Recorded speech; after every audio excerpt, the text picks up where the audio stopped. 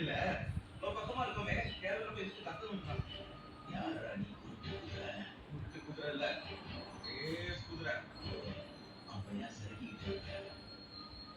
வர்ற வழியில ஷூட் தெரிச்சு எனக்கே ஷூட். நான் யாரு தெரியுமா? நான் கை வச்சா முடியாத வேலையே இல்லை தெரியுமா? அப்படியா? எங்க பக்கத்து தாத்தாவுக்கு 2 நாளா பார்த்துட்டே போலையா? நீங்க வந்து கை வைக்கிறீங்களா? போதான்னு பார்க்கலாம்.